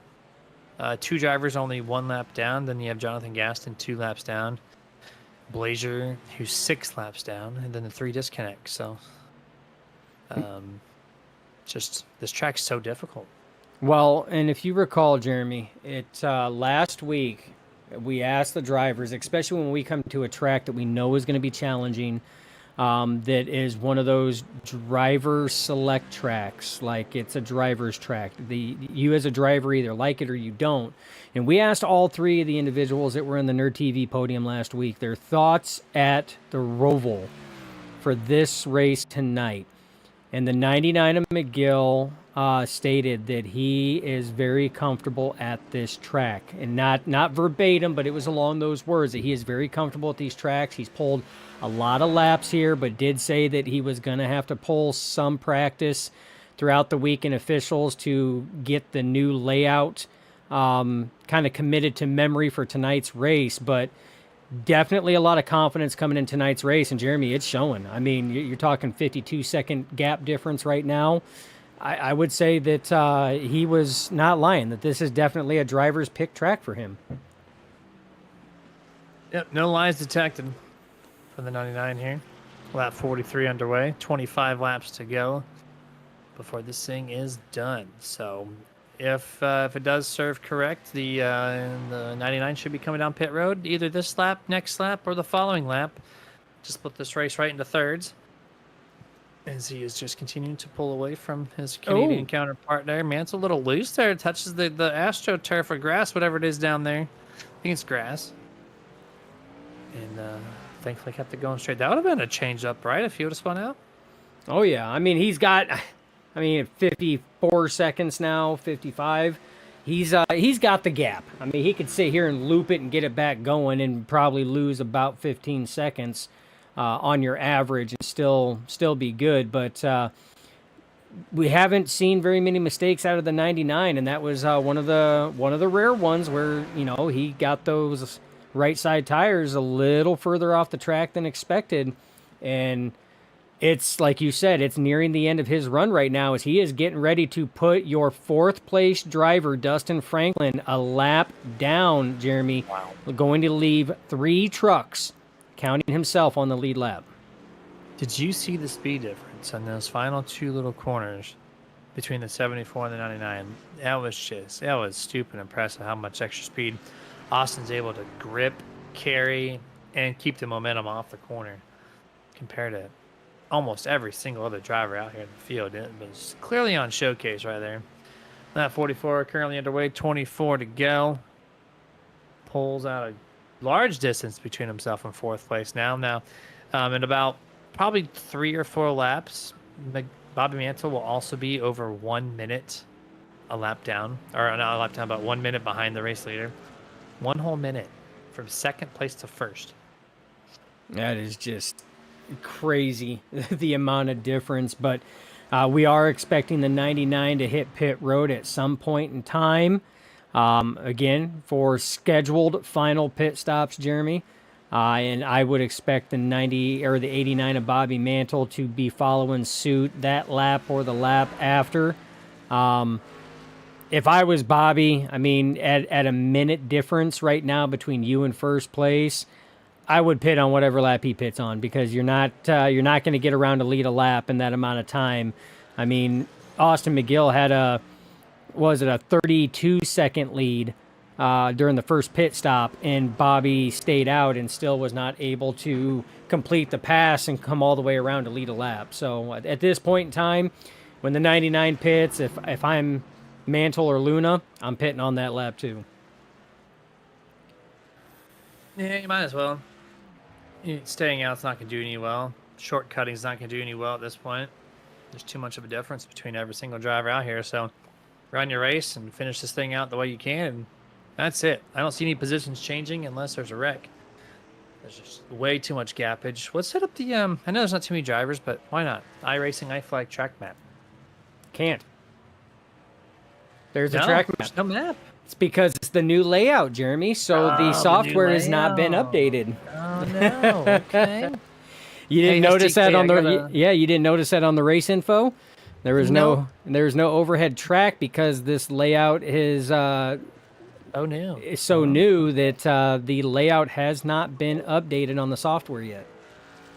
All right. Well, SDK, we got homework for y'all to do. We need that icon. We need, or that image, whatever processes that track map. We need it for our broadcasting sake. Because we Please, use and- it. Oh, we do. A couple times a day. Every time we're live. We love bringing it up at least one time. 22 to go now. Here's Mansell, P2 right now. He's got a 10-second lead over EJ Luna. One of 3 drivers currently on the lead lap. Uh-oh, SpaghettiOs. Oh, speaking of P2, Bobby Mansell. Don't tell me turn 7. It's looking like it's going to be, isn't it? Come on, that's not. That's not a crash. Come SDK. on, SDK. What are you doing? There's no way iRacing's registering a 1X for off track on that, is there? No, I don't know. Okay, so keep in mind for the same reason why our iRacing iFlag track map is not there is because the software may not be updated to the new layout. So some of these the software may be thinking that it's a 1X, but iRacing being updated, it's not a 1X. That's why some of those through treacherous turn 7 are registering as crashes, but they're not really crashes. Well, thankfully, it was wrong on this time. Austin McGill, pit road, giving it up on that 46. Is he though? Is he though? Is he giving it up? Giving up a 1-minute lead to go down to probably 25-ish seconds. Still stupid impressive. To come out of pit road and still have a half a minute lead. Yeah, I'm saying he's still going to have probably a 31-second lead by the time this is done. That's my call. We're gonna lock it in here. We're gonna watch it, see what happens here. Bobby Mansell currently exiting turn 2 oval. Let's see where he ends up here. There's Austin. He's underway. Clean, fast pit stop, of course. Final one for the 99. Do not expect him to come down anymore. Let's see if Mansell comes in. That'd be if he does not come in, we can gauge the distance perfectly. If he comes down, then we cannot. Any coming down pit road, won't be able to gauge it. And let's see how well he comes to his virtual crew. Yeah, won't be able to gauge it, unfortunately. But I mean, if you do the math, the last time that Bobby stayed out, there was a 32-second lead that McGill had on Bobby, and they came out literally nose to nose. So at a minute, a little over a minute lead that he had. It's going to put it would have put it right at that 30 to 31 second margin. So it's going to be tough, like I said. But Bobby did exactly what I said I would have done, which was the lap that McGill came down. You're not going to short pit it. Staying out's not going to do anything. He comes down to pit that lap. You come down to pit. A little bit of an issue. Bobby Mansell not leaving the pit box. He is not jacked up on the left side. He got the right sides changed. Getting damage and fixed? Stuck. I mean, yeah, there he is. I guess he is. But he only had less than a 10-second lead over Luna. We'll see how this works out. He's risking it all for the damage repair, which took him about 10 extra seconds. I don't know if I agree with that call, because if there's one little mistake, that gap is already gone now. So we'll see. Yeah, we'll see. EJ still has to come down pit road as well, so he's going to gain some of that time back. just by virtue of EJ pitting, which looks like it's going to be this time by 24, heading down pit road. So we're going to see how well Bobby's timing was. You know that he knew the split difference between him and EJ coming into pit road. So that told him about how many seconds of damage that he was going to be allowed to get repaired. And we're going to find out. EJ coming down pit road right now, and Bobby on the backstretch. There might have been a little bit of a time difference where Luna was gaining on the 89, and Bobby was probably like, well, I'm going to get past on speed, so maybe I have to get this thing repaired to maybe maintain the distance of what's left. That's probably what was going on through his head. Off turn 4. He's on the front stretch. EJ's Luna's down and out. Oh, he's got him by a mile. Oh, yeah. Oh, yeah. So, bad call from the 89. I wonder why you made that decision, Dustin, to take the 10-second repair. If he's got that large of a difference already on pit road exit. Oh, yeah, because there's a big gap right now between himself and the 24. 19 laps to go, still a lot of time. But EJ has shown he is not slow at this track, so it's not going to be as easy as chasing somebody down that, like myself, who is not a road course ringer. You know, somebody like Bobby and EJ be able to chase me down on a hefty lead without any issues. EJ has shown that he has been pretty fast at this track, up there battling in the top 3 all night long. This might be too big of a gap for Bobby to overcome, Jeremy. I think you might be right on it. You know, not that many laps. If this was earlier in the race, possibly doable, but going on 18 laps to go, it's going to be tough. Let's go on the roof camera of the 24 AJ Luna and look backwards. Let's look backwards. You're going to see a truck exiting turn 4. Right there, kind of. That's your race leader. That is, once that truck catches the 24, every single person in the field would be 1 lap down, and we are on lap 50 out of 67. 50 laps, almost to lap the entire field here. As the 99 continue to track. He's got about 3 seconds difference before he gets to EJ. Yeah, and you can see him. He's right up there. I mean, he's tracking. He's going to get him, Jeremy. 18 laps. This entire field is going to be at least 1 lap down or more before the checkered flag flies for the end of this race at the way it's tracking right now. So this is just this is a whole new level of dominance. I mean, we've seen road course races over here at Global Racing League and their truck series a number of times, and we've seen, you know, all but the top 5 lapped, or, you know, all but the top 4 lapped, but not very often do we see a level of competition so great that the entire field gets lapped and goes a lap down. And we don't see it that often because the level of competition over here at Global is, I mean, like, crazy good. Like, off the hinges good at times, and you don't see this level of performance all the time. This is definitely something, it's a one-off, you know, once in a rarity do you see something like this. I think what we're going to do is take our final picture-in-picture. We still have 17 laps to go, plenty of racing to be had. We're just going to do this for a couple minutes, and then we'll be back to finish off this broadcast. We'll be right back.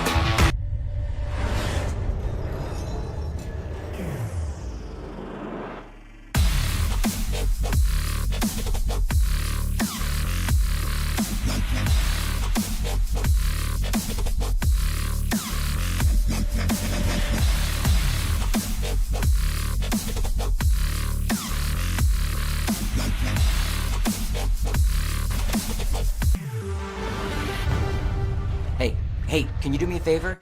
I'm really hungry, but I'm trapped in here, and I dropped my last piece of boozy jerky on the floor. I can't reach it. Would you mind grabbing me a bag of the most tender, flavorful booze-infused jerky on the planet? I promise I'll pay you back. I mean, I'd eat my piece, but I can't reach it. Oh, actually, I got it. Oh, it's so good. It's so tender, so flavorful. You should really pick yourself up a bag. But if you do, you can't eat it in here. Now, this is my spot. I own this spot.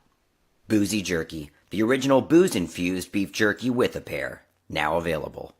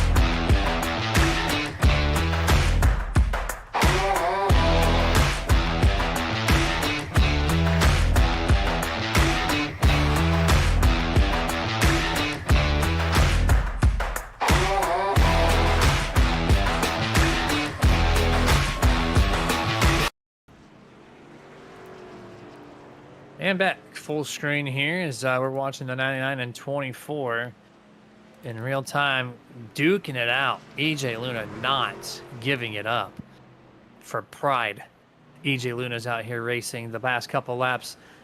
Austin McGill, clearly the fastest driver, struggling to get around EJ's. He is doing the defensive corners.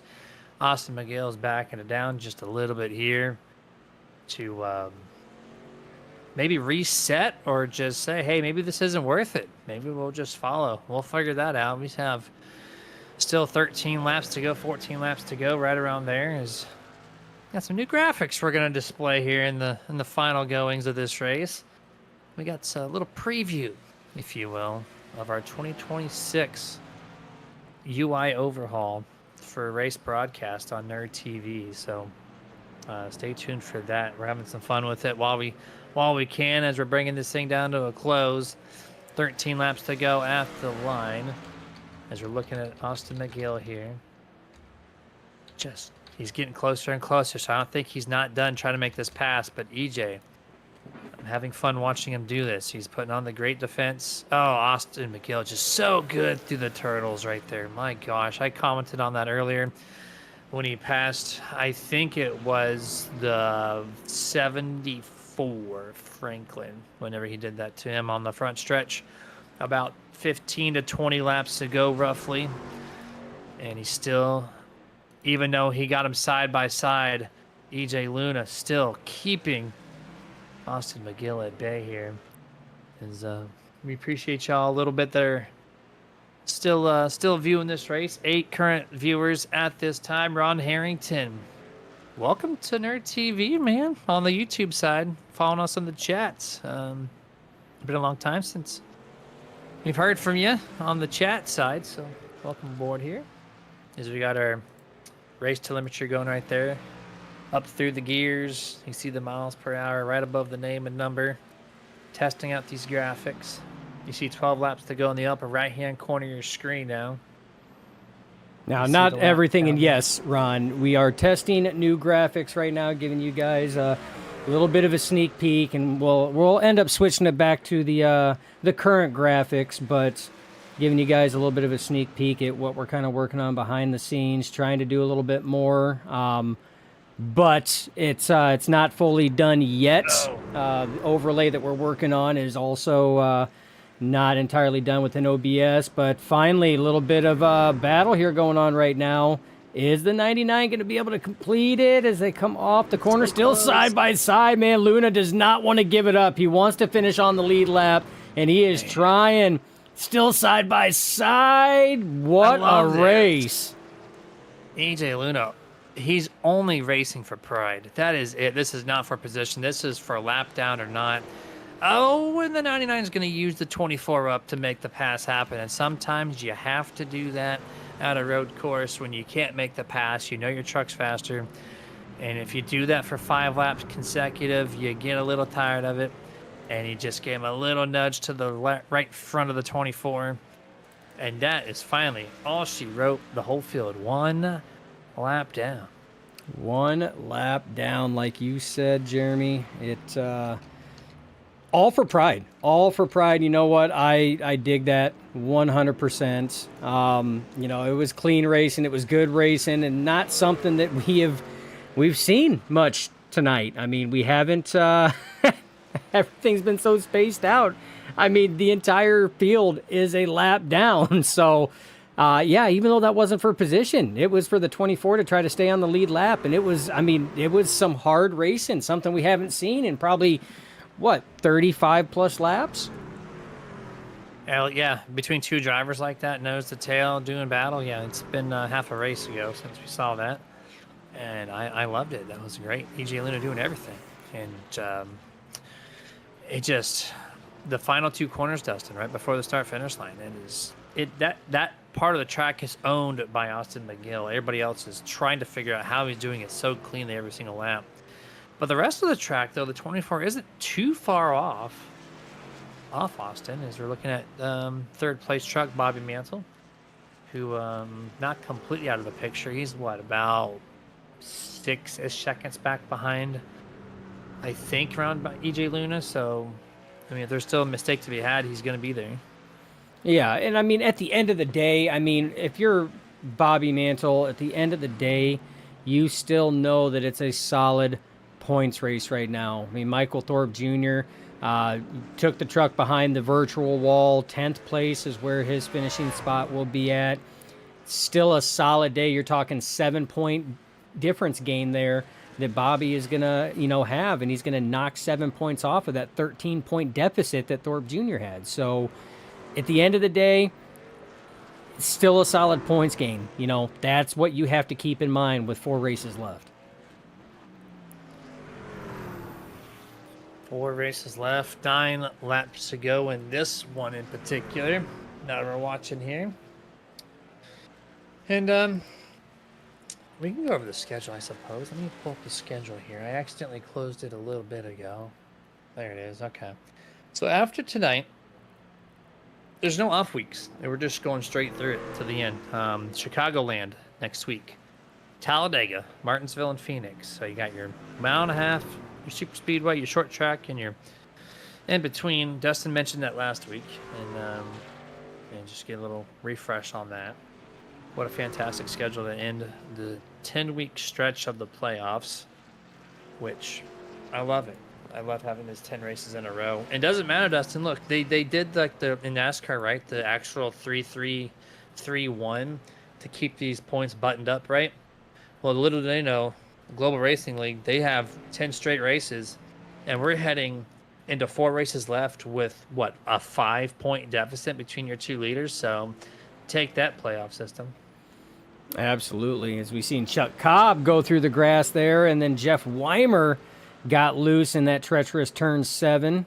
So track's still doing it. But yeah, we made mention of that last week, Jeremy, that, the way that this schedule breaks down. I mean, you want to know who is the best overall among multiple disciplines. Like this final 4 to 5 race stretch. I mean, that it tells you, starting tonight with the road course, you got a road course, then you go to a 1.5 mile, a cookie cutter, one that we haven't been on for quite a while on the service. So there's going to be a lot of new stuff there. Then we go to the wild card, which is Talladega. Anything can happen there. Then we go from the biggest track to one of the smallest tracks at Martinsville and one of the tightest tracks. And then you end off at Phoenix, which could essentially be seen as another wild card as well. I mean, you dive down to the apron and everything else, for the dog leg. I mean, there's a lot that can happen there. And we've seen some action-packed races at Phoenix. So, I mean, you want to talk about drivers being versatile. By the time we crown our champion, our 2025 Global Racing League Truck Series champion at the conclusion of Phoenix, there is no doubt that you can honestly say that they are among the most versatile drivers that this league has to offer. Absolutely. We're going to have 7 laps to go now. Chuck Cobb up for a docket of the next one passed by your race leader. In and out, clean pass. That's it. 7 to go now. With about 10 minutes left in this race before it is all said and done at this point. And there's no traffic ahead of him, man. A little giveaway there by Don Blazier to let EJ Luna, second place. He goes around. The gap between EJ Luna and Bob Mantle, I think it's close a little bit more, Dustin. You see right there? It's probably, about 5-ish seconds, roughly? It's probably about 4.5. 4 to 4.5, yeah, because when 99 and McGill was chasing down Luna, they were at similar spots there, and it was about 3.5 seconds to 4 seconds or so. So Bobby's coming. He's making some moves. Second place is not out of the reach yet for 89. He's trying. He's got 7 laps to get it done. 6 when they cross the line this time, Jeremy. It's going to be close, but potentially doable. Yeah, we'll keep an eye out on it. EJ's kind of slowing down a little pace. I'm going to take a look at their laps, by the way. We'll go through here to see exactly what the difference is. The last time by EJ Luna ran a 125.4. Last time by Mantle, actually a little slower, 125.0. So we'll see how that looks like. Unless my scrolling was wrong, let me just verify. Yeah, 125.0. No, Luna. 126 ahead. Yeah, never mind, you're right. So hold on. So Luna. 26.7. Well, it's because he just crossed the line. The laps you were looking at, Luna was 0.4 slower than Bobby. Luna was a 125.442. Bobby was a 125.0. Oh, no, and then Bobby, oh, man, really pushing it, saves it, but loses some time. But, yeah, Bobby was about almost 0.4 faster that lap. And then the most recent lap, Mantle was a 125.7 to EJ's 126.7, a second difference. I was just going to make that correction on the 126.7, one of the slowest laps EJ Luna has put down. He has a couple slower ones, but not too many more outside of that 126.7. But Bobby Mantle is going to give up some of that back with that slide but incredible save on these old set of virtual Goodyears. Waiting to go in here. 5 laps to go this time as they get to the line, or probably 6 laps to go because EJ's out, or Austin McGill's out so far ahead. But visually, it doesn't look like it's too much more. Austin McGill coming down pit road. Can they not make the distance? Or is he just doing this for fun? I think they can make it, right? They split it 22, 44, 67. This has got to be for fun. He's going for hot laps at this point. He's got to be. He's got. I would imagine that he's not a able bleed. to. That he was able to make it. I mean, it's Oh, hold maybe on. if No, he. he's got damage, I think. Hold on, let me take a look. I think his right front tire was turned inward. Yeah, it is. Uh-oh. Let's see here. Let me take a look here. Oh, yeah. He hit the wall off of turn 2 the last lap prior. Turn 1. He broke the right front tire, Dustin. Austin Hill No. may not win this race. He's back on track. But he hit the wall off of turn 2. He broke the right front a little bit. So that's why he came down pit road. Oh Let's see if we man. can go back and see it. I think it's still not fixed. Yeah, he still turned to the right. He doesn't have much steering in this truck. Oh man. Did we not get that on the register? It did not register. Yeah, okay. So it's about 2 laps prior. Hit the wall. Turn 1. Let's see if we can catch it. I don't know if it's this lap or the lap. We've got time. Yeah, let's take a look. It's still turned in on my view. His right front still turned about 10 degrees off axis. Yep, right there. That was it. He's not doing well on the bus stop either. This truck is slow, Dustin. So comes through and oh man, that did not seem that hard though. It's not safe for barrier. It's just solid concrete. Yeah, I mean you got a point on that, but man, that 5 laps to go. I mean that's Did okay there, though. Oh, no, No. he's stopping. Uh-oh. He's really slow. that right front is busted. So when he went through that corner, Jeremy, the tire turned and then locked into turn position, which is why he was slowing down. Do we have... We probably don't have a steering wheel input on this thing. Let's go visor camera here for a moment, see if we can see the steering wheel. See, he's tanking it. He's not comfortable even on the straightaway here. Let's turn to the right, turn to the right. Let's see what this left-hand turn looks like. Oh, yeah. Oh, someone slammed the wall, Dustin. You see the tire tracks? Yep. Someone just destroyed that wall. While you're right on board, I'm going to take a look on my end to see who just did that. Oh, that was Chuck Cobb in 81. Slides it. He's good to go. So he's turning to the right even on a left-handed turn. Yeah, this truck is battered and beat right now. The thing is there's still 4 laps to go, Jeremy. Is he He's gonna gonna blow it? No, he made it. He made Kind of. it, but again, that's the tire that's damaged. It's that right front, and that's the one he's pinging off the turtle, and that's the one that when he come down the front stretch there, literally turned to the left and locked it a little bit, and that's what slowed him up. Now look at that thing. I mean, that thing is turning in opposite directions from what he's actually trying to work with here. He still has a 1-minute lead with 3 laps to go. So at this rate, he's going to be okay. His lap times are, of course, not impressive anymore by any means, but he's doing okay for himself. He won't fall to EJ or Mantle as long as he doesn't make another mistake. But man, this could have been disastrous, man, to have a 1.5-minute lead. Oh! Oh no, he's in the grass. No, here we go. Oh, This is not what we want to see. man, he is trying to still be hold on to this. disastrous. Yeah, he is trying to hold on to it. This thing is so unpredictable right now that even when he tries to nurse it to have it go straight down the straightaway, Jeremy, he's still struggling. I mean, we've seen him go off in the grass there. These next 3 laps are going to be torture for this driver right now. He's got to be watching his F3 relative and just creeping on the difference between himself and EJ Luna. He's got to know there's smoke tire lock up here into the bus stop. I think we're okay there. Don't see any streaks of a spin out, so we're good. Don't see anything on the incident counter. Gonna be 2 laps to go this time at the line. Curious to know what the lap time difference looks like. Yeah, he is. I mean, he's doing everything he can right now. He is utilizing that lead that he built up all race long, trying his hardest to maintain 2 laps to go. He's got to go around 2 more times, Jeremy, and we have seen some close calls for this guy already with the damage he has on that right front. 1:04 was the last difference last time. We'll see what they look like when they get to the line this time around. which will be another 40 seconds before we get that update because of this monstrous lead. Not in trouble of losing his lead at the moment, but you never know with this damaged truck. We already saw him drive through the grass. He's struggling on some of the straightaways. Does okay for himself in turn 7. This is I guess if you're going to make a boring race for yourself in entertainment, this might be the way to do it.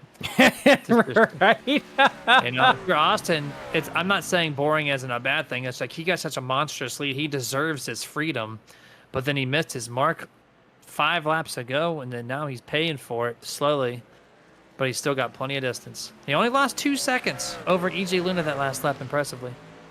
Which is very impressive. I mean, you go on board, this guy is, I mean, he's working this wheel. I mean, that truck's going left right now, and he's turning it right just to maintain, to keep it going that way.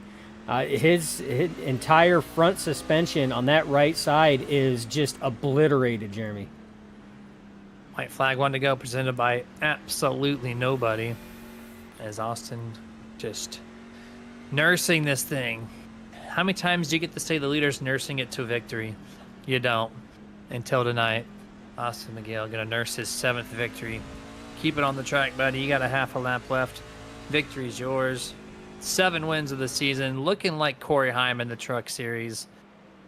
With you can't see it on Dustin's camera as much as you can on mine, but that right front is turned 10-15 degrees inward. That thing is just screeching across the track. Tough on the left-hander. Here he goes. Turn 1 and 2 oval for the final time. Yeah, final time, still nursing it. We've seen the wheel work that he's been doing, going through a left-hand turn and turning it to the right, which is odd. Still hitting the turtles, though. Working his way through turn 3 and 4 for the final time tonight. Dominance tonight, Jeremy, is an understatement when it comes to the clinic that the 99 has put on. Couple more corners here and mark the 7th win for driver of the 99, Austin McGill. Shane Van Gisbergen. I mean, Austin McGill. As we got a race for second place, Bobby Mental under 2 seconds away from EJ Luna. This is for second place. This has been growing and growing. And here we are in the final few corners. And Bobby is there. Can he make the pass? He just gained 2 seconds within a half a lap this time. This is going to be fun on the backstretch. Through the bus stop for the final time. The track lights turn on as we're getting to sundown here at Charlotte. Final time. Can Bobby do anything in the braking zone? Yeah, he has gained a lot here. He has got to outbrake him and get through. Turn 7 was not as good. Little loose is the 89 as they work their way through the bus stop now. Now working through turns 3 and 4. Big gap between Luna and Mantle. That right there may seal the deal. That looseness coming through the bus stop just not going to help the 89. Last time through, 24 will take it loose as the 89. Excellent battle, though, for P2. There we go. And I just saw it on your screen there. Okay. Danny White passes Michael for 10th. I don't know how that was possible. I don't know why it shows that. But anyway, 10th place for Thorpe. But yeah, what a impressive run. 18 seconds was the gap because of how Austin parked it there. But I am just surprised that that one error there almost cost the 99 the most dominant win in Global Racing League history, but able to bring it home still with plenty of time to spare. Well, I mean, if it would have, it's not the first time in all the broadcast and productions we've done, Jeremy, that we've seen a dominant race lost to a simple mistake on that. We've seen somebody money shift with a 45-second lead at Watkins Glen before, so it does happen. I mean, we are human, but hats off to Austin McGill. He was able to maintain that, probably the 5 hardest laps that he's ever ran, to try to keep that thing straight and on the track and not going off. Went off the track once in the grass, but still maintained. So excellent run for the driver of the 99.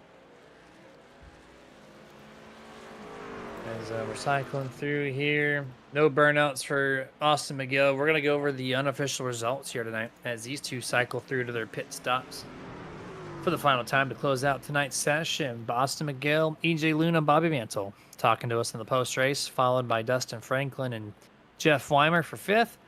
Sixth on back is Matthew Escalera, Jonathan Gaston, Don Blazer, Chuck Cobb, Michael Thorpe Jr., and Danny White. Is your drivers there? I'm gonna gather up our top three real quick here. We're gonna do that. Dustin, recap. What do we have for tonight? It was exactly what I was expecting, Jeremy. I know that these drivers put in the wheel time and the practice time, but with the new layout, I had a feeling this track was going to pose more challenges than previously expected, and it did not disappoint at all. Excellent racing early on in the stage, and then obviously because of road course, no full course caution. But things got spaced out. But we had some drama sprinkled in there. You know, drivers that were running stout, had some mistakes. Bobby Mantle had some mistakes, got some damage. Only lost one spot, from where he was running to where he finished, from second to third. Seen the race leader who was dominating. I mean, just barely miss a mark, and you'd seen the amount of damage and repercussion that it brought along with. So, I mean, just for a road course, it did not disappoint. It didn't. My only qualm, and we talked about it during one of the commercial breaks, Jeremy, was I wish that we had more drivers.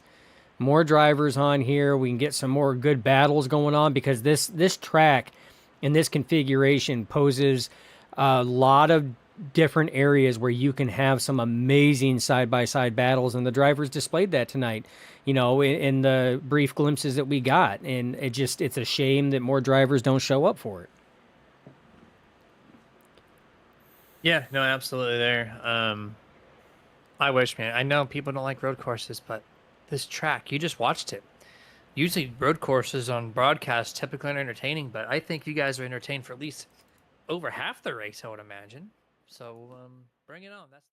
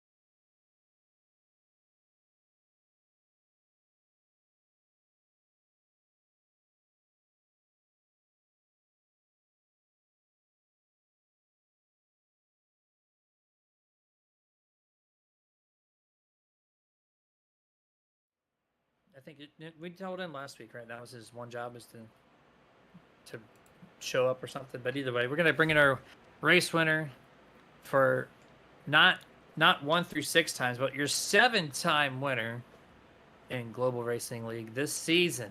Austin McGill taking the checkers, and I do believe, Dustin, this is our third three-peat winner of the season. Congrats, dude.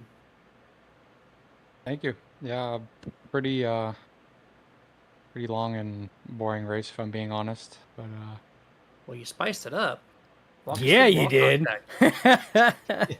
yeah, I was telling Bobby I made a couple silly and stupid mistakes when I have a big lead like that. I mean, I'm just trying to entertain myself while I wait for the race to be over. But I was Yeah. drifting the hairpin, driving through the grass, hitting the wall, and I gave myself a 42-second penalty going over the line. But yeah, I thought it was pretty eventful near the end. Oh, is that why the record showed 18 seconds and not over a minute? You had a 42-second penalty? Yeah, I think it's because of my wheel damage, I accidentally got a slowdown through the final chicane, and I didn't serve it before crossing the line, and then it just gave me a black flag. But Ooh, I didn't realize you were that close to losing the That lead, man. close. Woo! Oh, I got a little bit nervous when I saw the black flag, but This man really started trying to spice it up, boys. wow. All right. Well, I didn't realize we were that close to not talking to you, man. That would have been heartbreaking. But hey, that turn one there, about what, 5 or 6 to go. It didn't look like much hit to the wall, but on my camera angle, your right front was turned inward about 10-ish degrees. Even on the straightaways, looked like it was hard to handle with. So tell us how it was driving afterwards and how terrible it was, and then also just how were you so much better, especially the final 2 corners before the start finish line, because you ran circles around those guys in the final 2 corners. uh, I don't really know. I mean, I'm just comfortable in the car. I know like where the grip is. I know when I'm pushing too much or when I'm not pushing enough. Um, it's kind of just always been like that since I've been on iRacing. I've kind of always just been good on the road courses, and I mean, not that I'm complaining about it, um, but yeah, with the damage at the end, the truck was not handling very well. I mean, I dipped like one tire in the grass, and it just hooked me to the wall. So I'm just glad I didn't get myself a meatball. Yeah, no, I'm glad you didn't either, man. Just straight up, just great performance tonight. Next week, you're going to Chicago. This league had 5 seasons without a three-peat winner, and then now there's 3 of them this season. Are you gonna break that glass ceiling and get the 4th straight win next week in Chicago? I mean, we'll see. I hope I do. I don't recall having run Chicagoland very many times in the past, so I don't know how I'm gonna be around there. But like always, I'll do some laps, get some practice in with the setup, and then we'll see how it goes. All right, man. Any final shout outs tonight before we let you go? Just shout out to the guys for showing up. I know it's a road course, it's long. We don't get many drivers on the road courses, but I appreciate them for showing up and staying for all 67 laps. And just shout out to you guys for sticking it out week in, week out. Appreciate you, sir. We'll catch you next week. Good luck, and go get them. Awesome. Thank you. Yes, sir. All right. Jeremy, Could we have a first time? What? What's up? Jeremy, like you What? said, 3 drivers this season.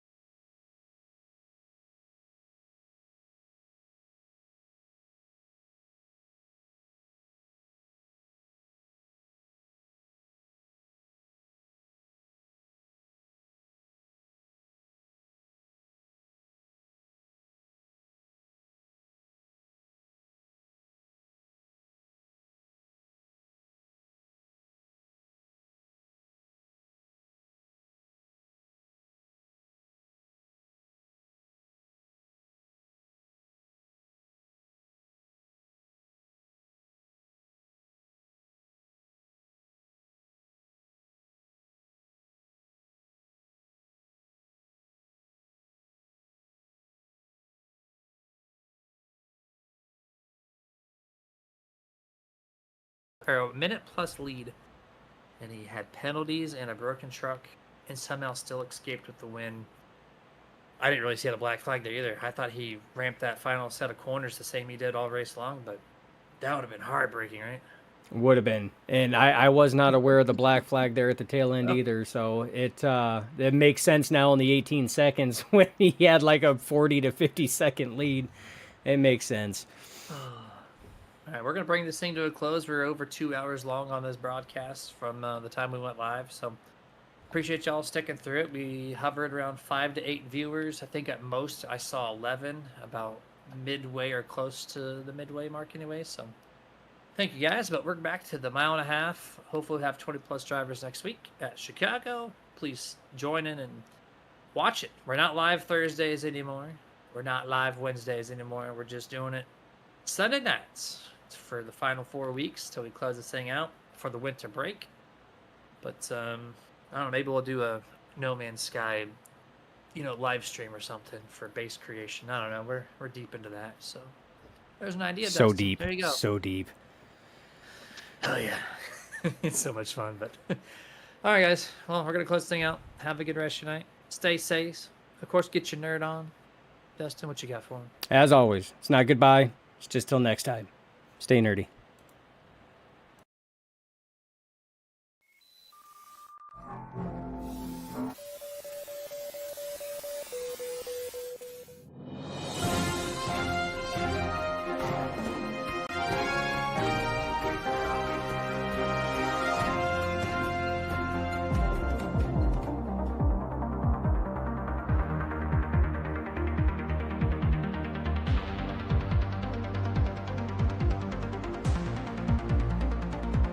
Back when nothing truly